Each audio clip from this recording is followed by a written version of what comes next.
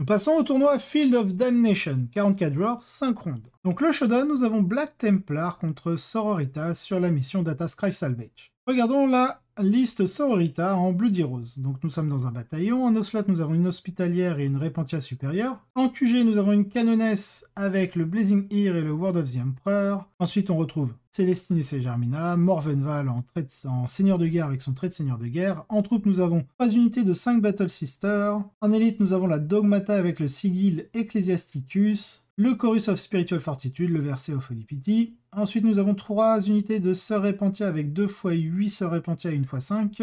En attaque rapide, nous avons une unité de 6 Séraphim avec les 2 x 2 Ministerum and Flammer, les 2 unités de Zéphirim, donc une de 9 et une de 5, aucune n'a le penant. En soutien, nous avons les 2 unités de 10 Rétributeurs avec les 4 Multimelta, le Simulacrum Impérialiste, on n'a pas de chérubin, mais par contre on a un Mysterum Enflammer sur la Rétributeur supérieure, ce qui permet d'avoir accès au stratagème de la Trinité. Et enfin en transport dédié, le Rhino. Du côté du Black Templar de Kel Greenfield, nous avons un bataillon, avec en QG un chapelain, avec exhortation à la rage pour le plus un pour blessé, l'ancienne Bravery, la Litany of Hate classique. Ensuite, on a un deuxième chapelain avec Grimaldus, la Litany of Divine Protection, le Psalm of the Remorseless Persecution, en seigneur de guerre. Ensuite, on a le High Marshal Elbrecht. En troupe, nous avons une unité de Crusader Squad, donc de 5 Crusader Squad, unité de 5 infiltrateurs, pas de gantelet helix, ils sont pris tout nus. Et on a un gros pâté de Primaris Crusader Squad, donc on en a 7 en pistolet bolter lourd et épée tronçonneuse Astartes. Nous en avons 4 avec gantelet énergétique et pistolet bolter lourd. Ensuite, on a 8 Primaris néophytes tout nus. Et un Primaris Sword Brother avec une Power Sword, le Pire Pistol. Il a fait donc le stratagème Champion of the Fist pour améliorer son sergent. Et il a le Revered Repositories et le Sword of Judgment. En élite, on a une unité de 4 centurions d'assaut avec les Hurricane Bolter et les Flammeurs. Il a la Crux Obsidian.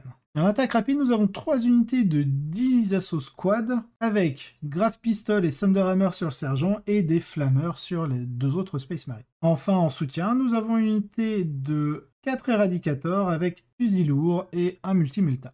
Cette liste des Templiers Noirs est parfaite. Il a définitivement les outils pour mettre une sérieuse pression sur les Sororitas. Les Repentia sont bien sûr parfaits pour se transformer en n'importe quel type de Marines.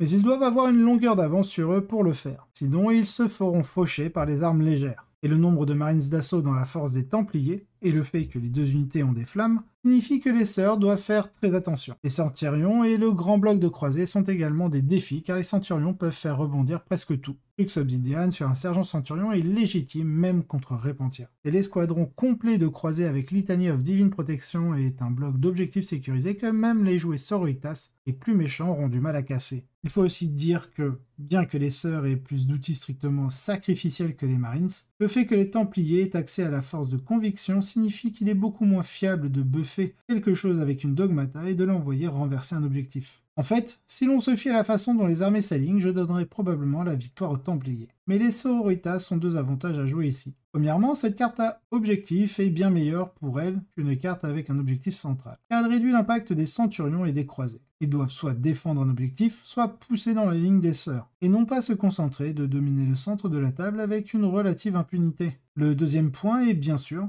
les secondaires. Les sœurs ont de bien meilleures options pour marquer des points passifs ici. Il m'a dit que les choix étaient Leap, Defend the Shrine et les bannières pour les sœurs, et Grind, Shock Tactics, bannière pour les Templiers. Les secondaires des Marines ne sont certainement pas mauvais dans le jeu, mais elles signifient que les Templiers doivent activement et continuellement pousser les Sororitas. Car si le jeu se termine par une impasse, les sœurs vont gagner. Apparemment, cela a été crucial, les Marines ont dû faire un gros coup au tour 3 pour essayer de prendre l'initiative, mais ils n'ont pas fait assez de dégâts et ont été éliminés par un gros tour de balancement impliquant le mot de l'empereur en réponse. Après le score, cependant, les Marines ont quand même fait une très bonne partie. Et je pense que n'importe quel camp pourrait gagner dans une revanche. Les deux ont de vrais avantages à jouer. 86 à 69 pour les Sororitas, donc c'est quand même presque 20 points de différence, donc une belle victoire quand même pour Riley Tremblay et ses Sororitas.